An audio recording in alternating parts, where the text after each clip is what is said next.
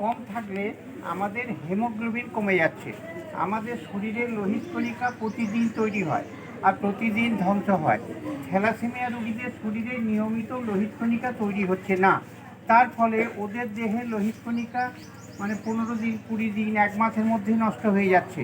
আমাদের দেহে লোহিত কণিকা 120 দিন বেঁচে থাকে, তাই আমাদের হিমোগ্লোবিনের পরিমাণটা পূর্ণ থাকে। হিমোগ্লোবিন আমাদের কত না 14 থেকে 14.5 গ্রাম, তার চেয়ে কম হলে বলা হয় অ্যানিমিক। থ্যালাসেমিয়া রোগীদের এইরকম অ্যানিমিক অবস্থা দেখা যায়। সেই কারণে এই অবস্থা কাটানোর জন্য বাইরে থেকে রক্ত দেওয়ার প্রয়োজন হয়। রক্ত কোথায় পাওয়া যাবে? তোমাদের 18 বছর বয়স হলে তোমরা রক্ত দান করতে পারবে। তোমাদের যখন 18 বছর বয়স হবে তখন তোমরা রক্ত দান করতে পারবে। যে রক্তটা দান করা হবে এটাকে বলা হবে হোল ব্লাড।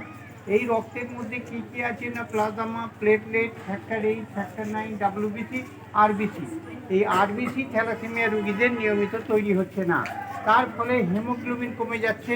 তাই হিমোগ্লোবিন কমে গেলে সে সাধারণভাবে দৌড়াতে, শ্বাস নিতে, খেলা করতে, কাজ করতে তার অসুবিধা হয়। এই জন্য বিজ্ঞানীরা এই পর্যন্ত ঠিক করেছে বাইরে থেকে রক্তের একটা যোগান দিতে হবে।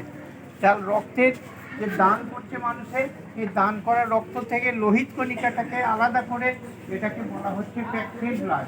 এই ব্লাডটা থ্যালাসেমিয়া রোগীদের দিলে ওদের হিমোগ্লোবিনটা বেড়ে যাচ্ছে। এই